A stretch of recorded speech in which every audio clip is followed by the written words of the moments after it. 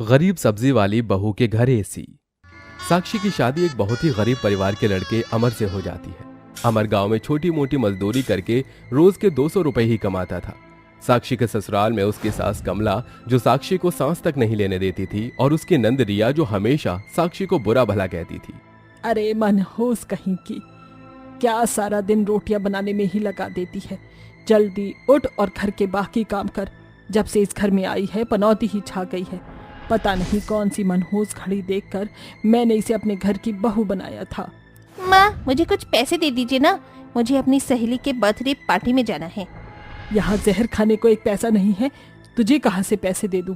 उतने में साक्षी जिस मिट्टी के चूल्हे पर रोटियां बना रही थी, कमजोरी के कारण वो चूल्हा टूट जाता है और उस पर रखा तवा आग में गिर जाता है। ये क्या हो गया? कमला और रिया जब चूल्हे की हालत देखते हैं तो कमला गुस्से में आग बबूला हो जाती है और वो वहां आकर साक्षी को पीटने लगती है। कल मोही, इतना बड़ा नुकसान कर दिया हमारा। जब से आई है हमें बर्बाद ही करने पर तुली है। अब क्या अपने मुंह में बनाएगी खाना? बाजी, मैंने नहीं किया, वो चूल्हा अपने आप ही टूट गया। अपने आप कैसे टूट सकता है? जरूर तू उस पर कसरत कर रही होगी। आज तो मैं तुझे नहीं छोड़ूंगी। कमला बेरहमी से साक्षी को पीटने लगती है। साक्षी दर्द के मारे रोने लगती है।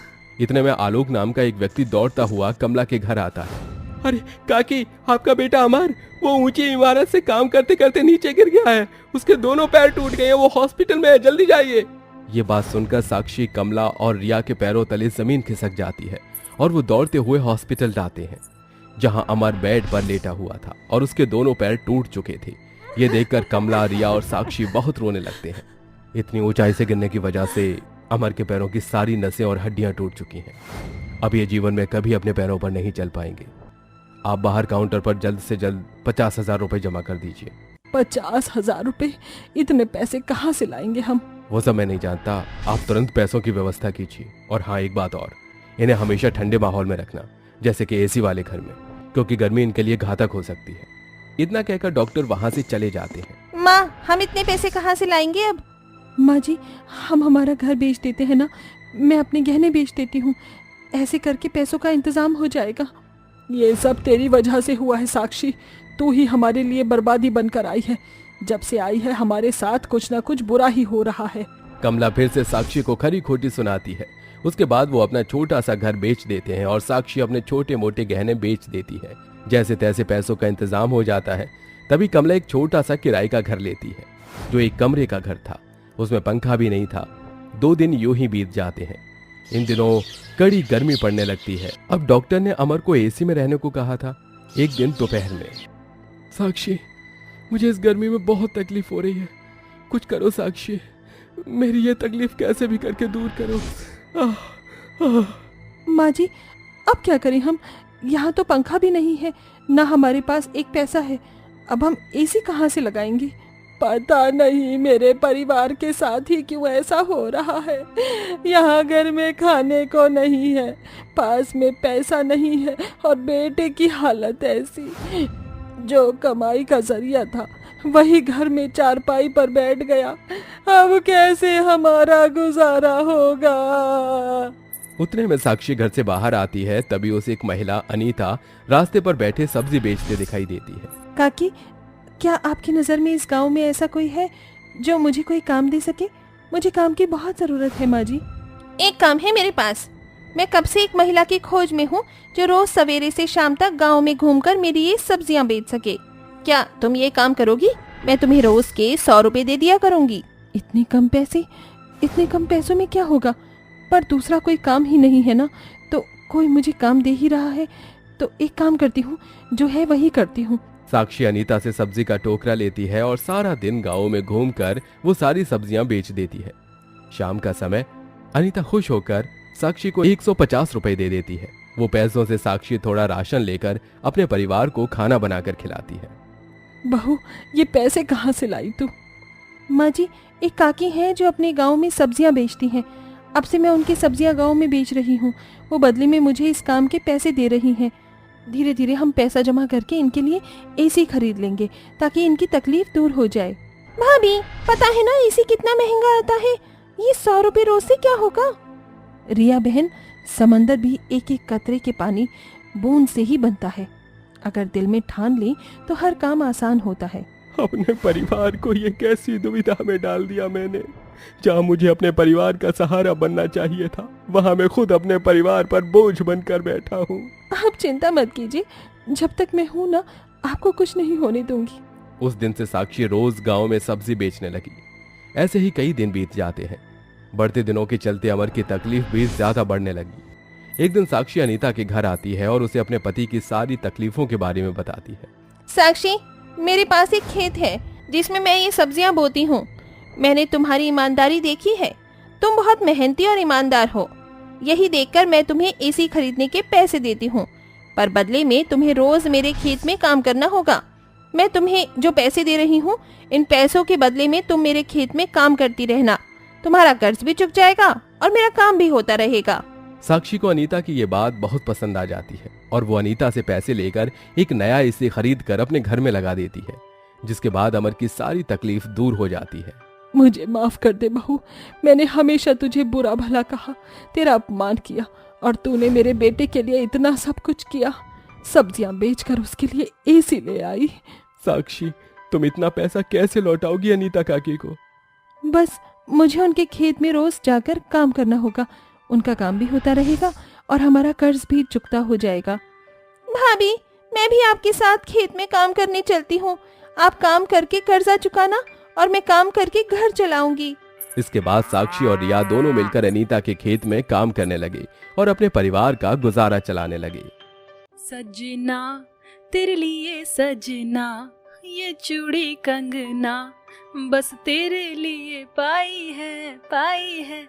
अरे बस मोना, ये बैंक्वेट हॉल का ब्राइड रूम है, डांस फ्लोर नहीं जिसे तू तोड़ने पर तुली है। आई नो रिया, बट आज फाइनली हम पांचों की शादी हमारे प्यार से होने जा रही है। वैसे मोना, तू तो ऐसे एक्साइटमेंट बता रही है जैसे तेरी शादी नहीं सुहागरात होने वाली है। वो तो ससुराल जाकर होगी। पांचों सहेलियां बातें कर ही रही होती हैं कि तभी बैंड बाजे के साथ बारात बैंक्वेट हॉल में आती है, जिसके बाद 7 फेरों के साथ अमीर सहेलियों की शादी हो जाती है और गरीब गीता अपनी पांचों बहू का ससुराल में गृह प्रवेश कराती है। मोना, रिया, आराध्या, ऐश्वर्या और जिया बहू, इस कलश को गिराकर गृह प्रवेश करो।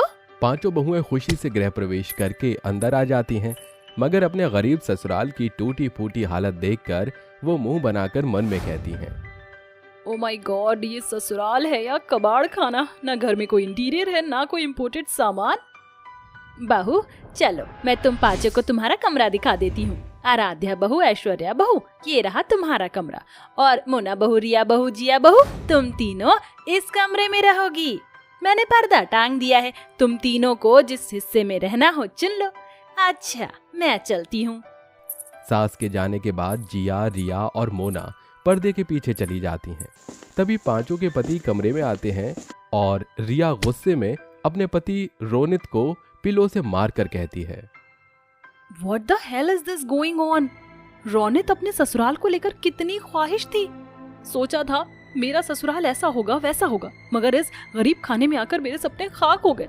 तुम्हें पता है, ये नाइटी मैंने हमारी फर्स्ट नाइट के लिए ली थी, ताकि एसी की ठंडी हवा में अपनी सुहाग रात पर हम शिकडुम शिकडुम सॉन्ग पर डांस करेंगे।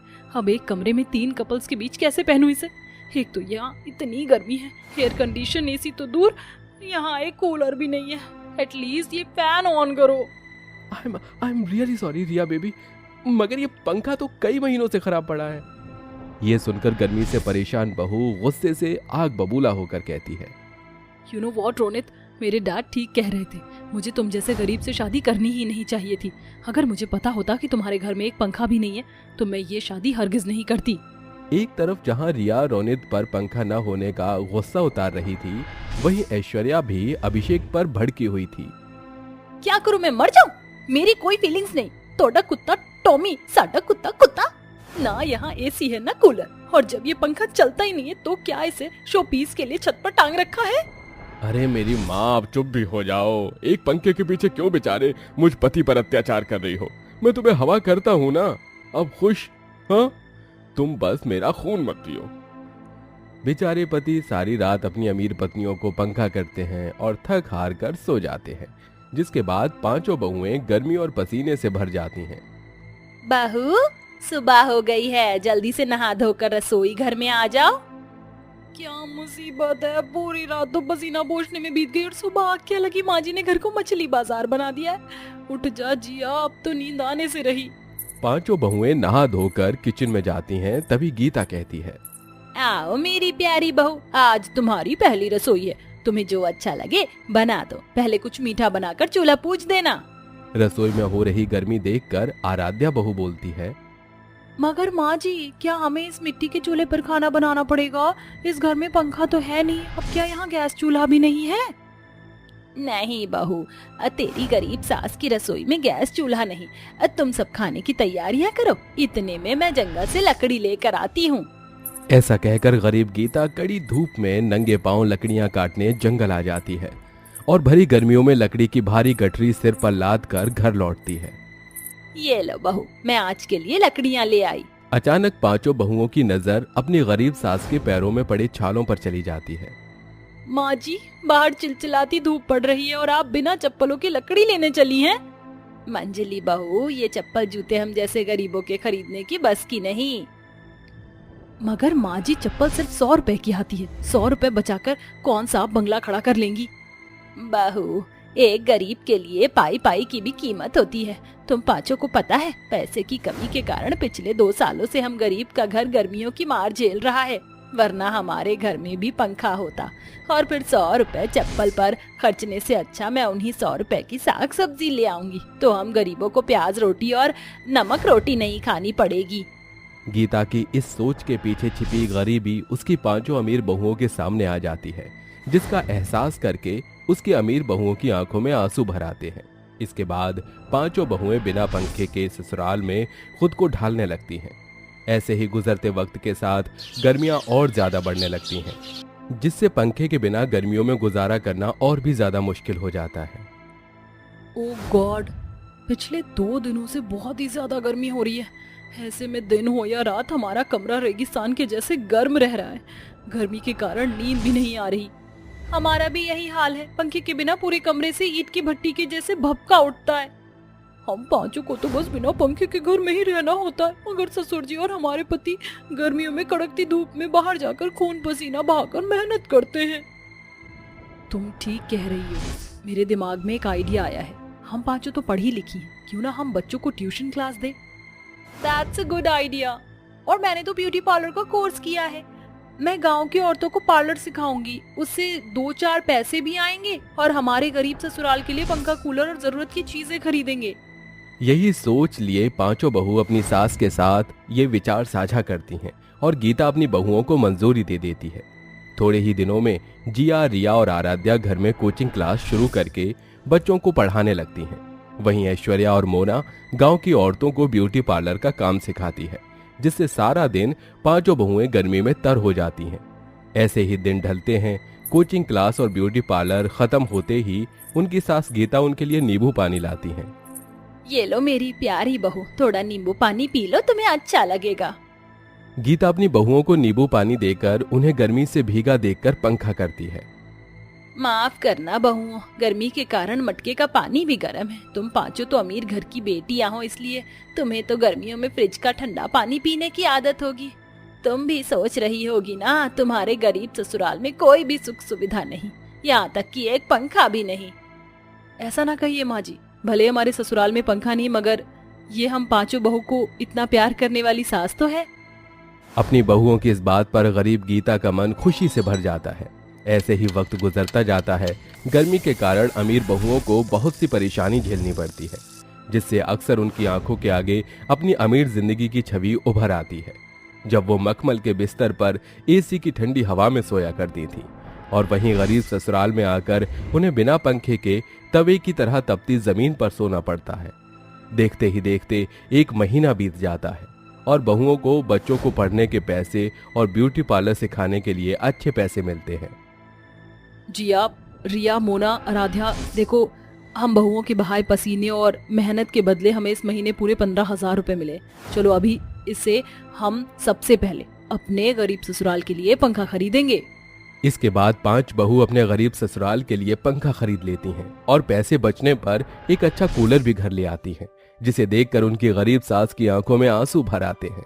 माँ जी, देखिए आपकी पांचों बहुएं पंखा ले आई हैं। अब हमें गर्मी में गुजारा नहीं करना पड़ेगा।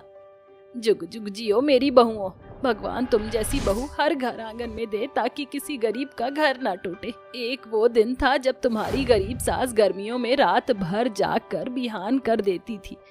मुझे लगा था कि तुम पांचों अमीर और पैसे वाले घर की बेटियां हो तो पता नहीं मेरे गरीब घर आंगन में घुल मिल सकोगी कि नहीं, और कहीं मुझसे मेरे बेटों को छीन कर तो नहीं ले जाओगी और मेरे बेटों के बगैर मेरा घर बिखर जाएगा। मगर तुम पांचों मुझ गरीब के घर की नींव बन कर आई हो। अपनी सास से अपने स्वभाव की सराहना सुनकर पांचों बहू की आंखों में खुशी के आंसू झिलमिलाने लगते हैं और आखिरकार पांचों बहुएं अपनी कठिन परिश्रम से अपने बिन पंखे के ससुराल में पंखा, कूलर और एक एक करके सभी जरूरत की चीजें जैसे फ्रिज, एसी भी ले आती हैं।